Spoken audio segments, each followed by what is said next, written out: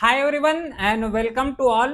So in this video we are going to discuss most important NCERT which you have to must read. देखो class 6 से 12 तक NCERT यहाँ पे सबको पढ़ना होता है, नो डाउट। यहाँ पे अगर फाउंडेशन बिल्ड करना है स्पेशली फॉर यूपीएससी 2027 2028 स्टूडेंट, है ना, लिसन केयरफुली। अगर अपना फाउंडेशन अगर बिल्ड करना है तो सबसे मोस्ट जो एडवाइजेबल सब लोग देते हैं वो ये एडवाइस देते हैं कि हमें जो है एनसीईआरटी बुक को जो है रीड करना है। लेकिन यहाँ पे पहले बात ये मैं क्लियर कर दूं कि एनसीईआरटी सफिशिएंट नहीं होता। सेकंड थिंग ये है कि एनसीईआरटी को हर एक एनसीईआरटी जो क्लास 6 से 12 तक एनसीईआरटी है उसमें भी हर एक एनसीईआरटी को पढ़ने की जरूरत नहीं है। कुछ ऐसे एनसीईआरटी हैं जिसे हम लोग इजीली नेग्लेक्ट कर सकते हैं और अपना टाइम यहाँ पे सेव कर सकते हैं, है ना। तो हर एक एनसीईआरटी को पहले बात तो पढ़ने की जरूरत नहीं है। और सेकंड थिंग जो कॉमन डाउट आता है कि क्या एनसीईआरटी सफिशिएंट है, तो एनसीईआरटी सफिशिएंट नहीं होता। इन दोनों पॉइंट को यहाँ पे ध्यान में रखना है। अच्छा, एक चीज मैं और यहाँ पे क्लियर कर दूं, कुछ बुक्स ऐसे हैं जो कि एनसीईआरटी के अल्टरनेटिव अगर प्रिपेयर करोगे तो ज्यादा यहाँ पे एडवांटेजेस में रहोगे। फॉर एन एग्जाम्पल, जैसे कि अगर देखोगे हिस्ट्री का ही अगर मैं एक एग्जाम्पल दूं तो हिस्ट्री जब कवर करते हैं तो हिस्ट्री का एनसीईआरटी बुक आता है क्लास 12 का।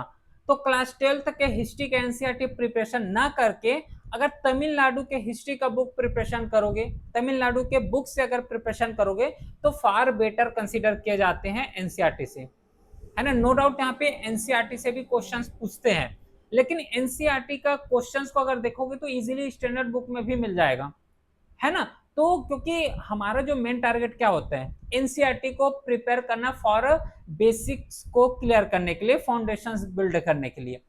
तो फाउंडेशन जब बिल्ड करना है तो तमिलनाडु का यहाँ पे बेस्ट कंसीडर किए जाते हैं फॉर हिस्ट्री। और भी अदर सब्जेक्ट हैं जिसका अगर अल्टरनेटिव प्रिपरेशन करोगे तो ज्यादा बेटर होगा। समझ पा रहे हो? तो यहाँ पे कोई यहाँ पे मिसगाइड भी नहीं होंगे, तो अच्छे तरीके से प्रिपरेशन भी हो जाएगा। बाकी कोई भी क्वेरी होता है तो व्हाट्सएप नंबर है, वहां पे मैसेज कर सकते हो। साथ ही साथ क्लास का पीडीएफ प्लस क्लासेस का जो शेड्यूल है सब टेलीग्राम चैनल में अपलोड होता है, लिंक भी डिस्क्रिप्शन में दिया हुआ है।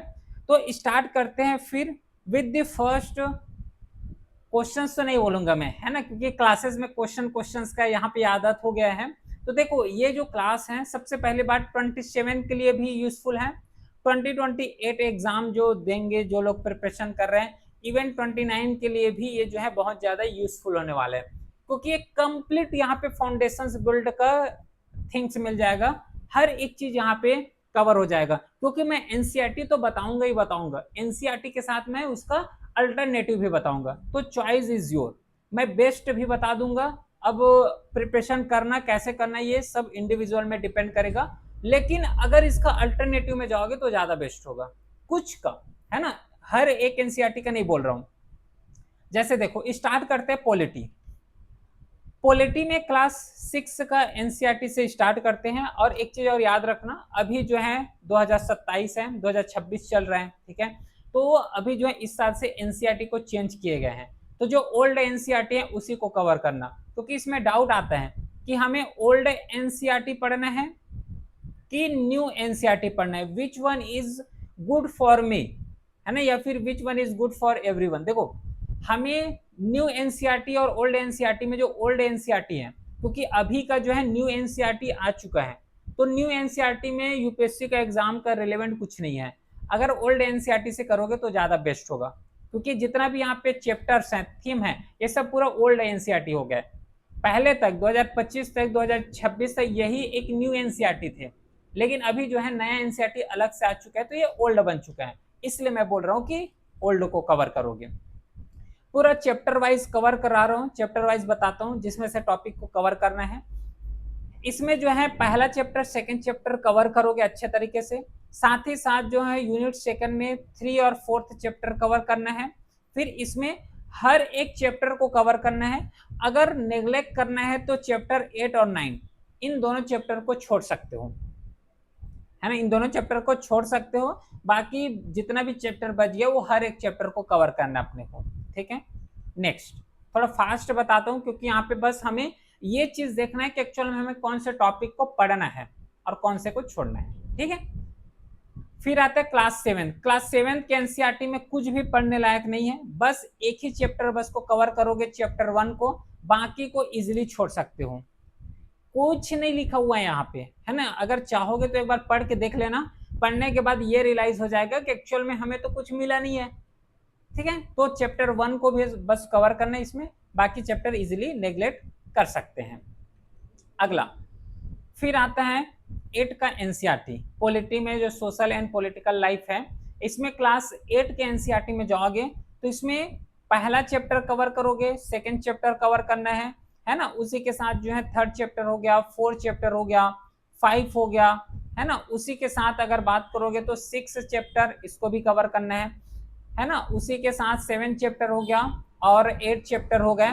इसमें जो पब्लिक फैसिलिटीज हैं इसको छोड़ सकते हो, बाकी हर एक चैप्टर को इसमें कवर करना है। ठीक है, तो क्लास 8 में जो है 9 चैप्टर को बस छोड़ सकते हो, बाकी हर एक चैप्टर को अच्छे तरीके से कवर करके जाना है ना। इसको पढ़ोगे ही पढ़ोगे अगर बेसिक्स स्ट्रॉन्ग करना है तो। नेक्स्ट है क्लास 9 का एनसीईआरटी। इस क्लास 9 के एनसीईआरटी में हर एक चैप्टर को कवर करना है, मोस्ट इंपॉर्टेंट चैप्टर है। और अभी जिस तरीके से जो है 2026 का प्रीलिम्स का एग्जाम यहाँ पे कंडक्ट किए गए थे, अभी रिसेंटली प्रीलिम्स का एग्जाम हुआ है, उस प्रीलिम्स के एग्जाम में जो क्वेश्चन सेट किए जा रहे हैं थोड़ा सा एनालिटिकल वे में आ रहा है, और उस एनालिटिकल को अगर टैकल करना है तो उसके लिए सबसे ज्यादा जरूरी है वो है बेसिक्स का स्ट्रांग होना। जितना ज्यादा स्ट्रांग रहेगा बेसिक्स, उतना ही ज्यादा एडवांटेजेस में रहोगे। इसलिए हर एक इंडिविजुअल तो यही बोलते हैं कि हमें जो है बेसिक्स में ज्यादा ध्यान देना है, क्योंकि बेसिक्स अगर स्ट्रांग होगा तो बाकी जितना भी स्टैंडर्ड बुक्स हैं उसको इजीली कवर कर लेंगे, नो डाउट। Got it. तो हमें जो है इस क्लास 9 के एनसीईआरटी में ये सब 5 चैप्टर है, पांचों चैप्टर्स को कवर करना है, जिसमें से यहाँ पे डेमोक्रेसी क्यों चाहिए इसका कुछ फिलोसॉफिकल वे बताए जाएंगे, साथ ही साथ कॉन्स्टिट्यूशनल डिजाइन हो गया, इलेक्टोरल पॉलिटिक्स हो गए, वर्किंग ऑफ इंस्टीट्यूशन, है ना, लेजिस्लेचर कैसे काम करते हैं, एग्जीक्यूटिव कैसे काम करते हैं, है ना, उसी के साथ जुडिशरी कैसे काम करते हैं, ये सब जो है चैप्टर 4 में पता चल जाएगा। उसी के साथ जो है डेमोक्रेटिक क्या क्या राइट्स दिए गए हैं, फंडामेंटल राइट्स हो गया, डीपीएसपी हो गए, फंडामेंटल ड्यूटीज हो गए, ये सब जो है चैप्टर 5 में कवर करेंगे। तो जो क्लास 9 है, इस क्लास 9 में total we have to read only chapter 5, है ना, which is given in the NCERT books class 9। तो इसमें टोटल 5 चैप्टर ही कवर करना है। नेक्स्ट है क्लास 10 का एनसीईआरटी। क्लास 10 का एनसीईआरटी में अगर थोड़ा सा जाओगे तो इसमें फिलोसॉफिकल वे वाले क्वेश्चन ज्यादा मिलेंगे, और जितना भी यहाँ पे यूपीएससी में, स्पेशली मैं यूपीएससी का ही बात कर रहा हूँ, तो यूपीएससी में जितना भी जो फिलोसॉफिकल वाले क्वेश्चंस आते हैं उसका जो फाउंडेशन अगर बिल्ड करना है तो यहीं से बिल्ड होगा। क्लास 9 का और क्लास 10 का, इन दोनों से बहुत इजीली जो फिलोसॉफिकल वाले क्वेश्चंस है वो टैकल हो जाते हैं, फाउंडेशन बिल्ड यहीं से हो जाता है। ठीक है, तो इसमें भी हर एक चैप्टर को कवर करके चलोगे। क्लास जो 10th है उसमें हर एक चैप्टर कवर करना है एनसीईआरटी का। क्लास 11th है ना, क्लास 11th ये भी मोस्ट इंपॉर्टेंट है। इसमें जो है हर एक चैप्टर को भी कवर करोगे, पॉलिटिकल में, पॉलिटिकल थ्योरी में, इसमें भी हर एक चैप्टर कवर होगा। ये जो क्लास 11th है इसमें जो है मोस्ट इंपॉर्टेंट, देखो क्लास 11th का अगर मैं बात करूं तो इसमें पॉलिटी में टोटल 2 बुक आते हैं, 2 बुक हैं। पहला बुक ये हो गया पॉलिटिकल थ्योरी, इसको पढ़ोगे, और सेकेंड बुक आता है वो है इंडिया कॉन्स्टिट्यूशन एट वर्क। तो इन दोनों बुक्स को यहाँ पे प्रिपेयर करके जाना है, और सबसे मोस्ट इंपॉर्टेंट बुक्स होता है वो यही है, मोस्ट इंपॉर्टेंट बुक्स हैं इंडियन कॉन्स्टिट्यूशन एट वर्क। हमें जितना भी एनसीईआरटी प्रिपरेशन करना है वो है रीडिंग बिटवीन लाइंस। ठीक है, रीडिंग बिटवीन लाइंस, इसी के बेस में जो है प्रिपरेशन करोगे, ये मस्ट है, इसको करना ही करना है। ठीक है, चलो नेक्स्ट, कंटेम्प्रेरी वर्ल्ड पॉलिटिक्स। हो सके तो इसको छोड़ सकते हो, कोई दिक्कत नहीं है, इजीली इसको नेग्लेक्ट कर सकते हो, उतना ज्यादा ये यूजफुल नहीं होता। देखो पढ़ने के लिए तो हर लेवल में पढ़ सकते हैं, लेकिन अगर मैं यहाँ पे बात कर रहा हूँ वो है पूरा फाउंडेशन बिल्ड का। अगर अच्छे तरीके से फाउंडेशन बिल्ड करना चाहते हो, साथ ही साथ जो है कम टाइम में करना चाहते हो, तो इसको छोड़ सकते हो, उतना ज्यादा ये यूजफुल नहीं है। लेकिन अगर नहीं हमें तो पढ़ना ही है, तो उस केस में जो है चैप्टर 6 हो गया, इसको पढ़ सकते हो। चैप्टर 6 के साथ चैप्टर 8 और चैप्टर 9, इस टॉपिक्स को यहाँ पे कवर कर सकते हो। ठीक है, बाकी तो मैं बोलूंगा कि ये चैप्टर को छोड़ दोगे तो ज्यादा बेस्ट रहेगा। नेक्स्ट, अब यहां तक जो कवर किए हैं पूरा पॉलिटी कवर किए हैं। पॉलिटी का जो मोस्ट इंपॉर्टेंट टॉपिक्स हैं, मोस्ट इंपॉर्टेंट चैप्टर्स हैं, पूरे को डिटेल में देख चुके हैं। अब आते हैं हिस्ट्री की तरफ। हिस्ट्री का एनसीईआरटी मोस्ट इंपॉर्टेंट है। इसमें हिस्ट्री में होता क्या है, देखो एक चीज, हिस्ट्री का अगर देखोगे तो क्लास जो 6 का एनसीईआरटी है वो एंशिएंट हिस्ट्री को बताते हैं, एंशिएंट को। क्लास 7 का एनसीईआरटी जो है ये मिडाइवल हिस्ट्री को बताते हैं, मिडाइवल हिस्ट्री। क्लास 8 का जो एनसीईआरटी को अगर देखोगे तो ये मॉडर्न हिस्ट्री को यहाँ पे बताते हैं। ठीक है, मैं पढ़ने का तरीका बता रहा हूँ। क्लास 6 एंशिएंट है, क्लास 7 मिडाइवल बताते हैं, क्लास 8 का एनसीईआरटी ये मॉडर्न को बताते हैं। सेम इसके बाद जाओगे वो है क्लास 12 का। क्लास 12 में जाओगे तो टोटल 3 थीम्स में बटा हुआ है।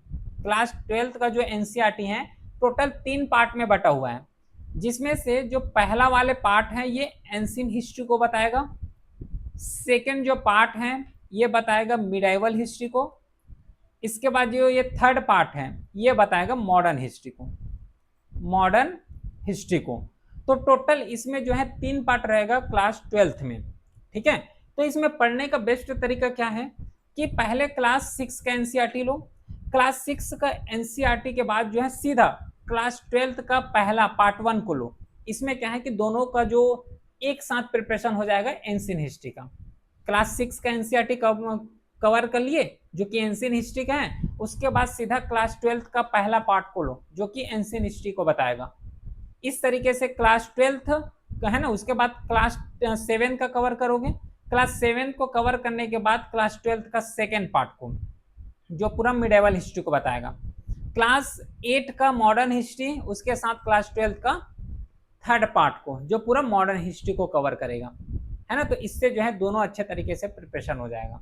ठीक है, चलो, तो क्लास जो 6 है हिस्ट्री का अगर बात करें तो क्लास 6 में हर एक चैप्टर को पढ़ना है। यहाँ पे मोस्ट इंपॉर्टेंट जो एनसीईआरटी का हिस्ट्री कवर करते हैं वो है क्लास 6 to 8, क्लास 6, क्लास 7 और क्लास 8। ये जो एनसीईआरटी है ये हिस्ट्री के लिए सबसे ज्यादा मोस्ट यूजफुल है for foundation building. Foundation build करने के लिए स्पेशली हिस्ट्री का 6, 7, 8 ये मस्ट है पढ़ना। बाकी क्लास 12 का अल्टरनेटिव भी है, आगे बताता हूँ। तो क्लास 6 के एनसीईआरटी में हमें टोटल ये 11 चैप्टर हैं, ये 11 चैप्टर को पूरा डिटेल के साथ कवर करना है। ठीक है, नेक्स्ट आता है क्लास 7 के एनसीईआरटी। क्लास 7 के एनसीईआरटी इसको भी पूरा कवर करोगे, है ना, पूरे चैप्टर्स को कवर करना है। क्लास 8 का एनसीईआरटी इसमें भी जो है पूरे चैप्टर को कवर करना है।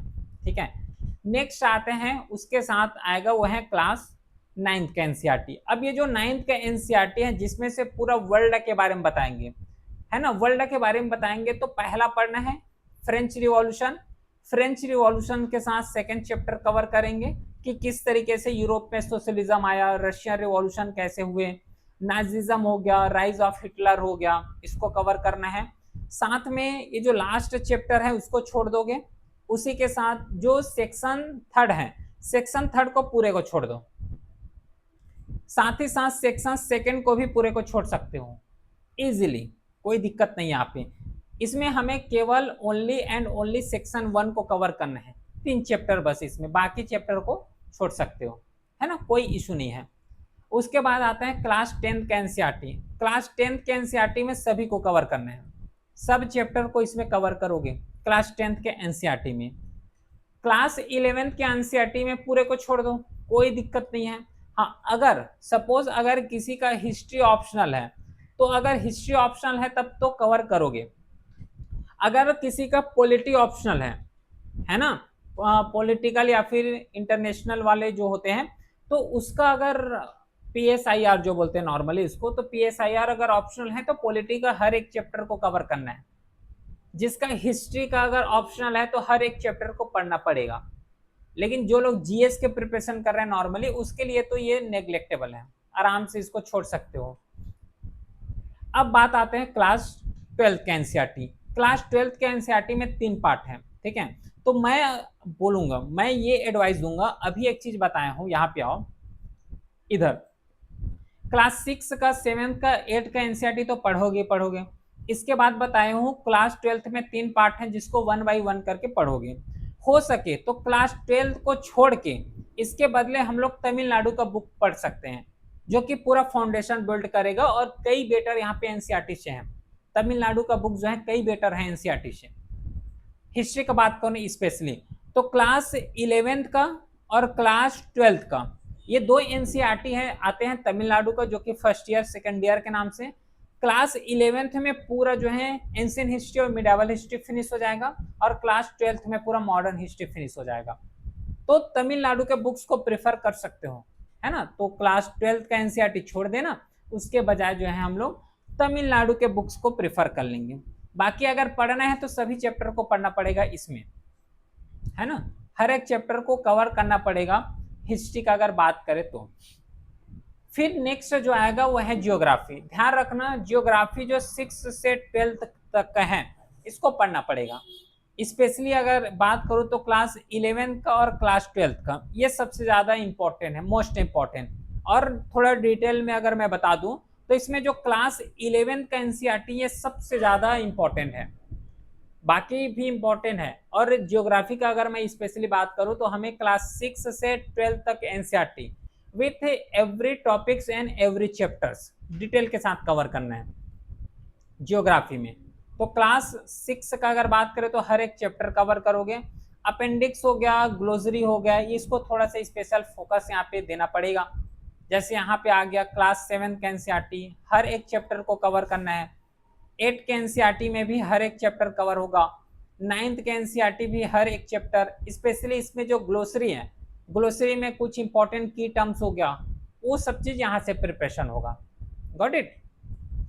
फिर आता है क्लास 10th। क्लास 10th में भी हर एक चैप्टर प्रिपरेशन करोगे। क्लास 11th में देखो 2 बुक्स आते हैं। पहला बुक्स का नाम है इंडिया फिजिकल इन्वायरमेंट, इसमें ये सब टॉपिक्स हैं, इन्हीं चैप्टर्स को पढ़ना है।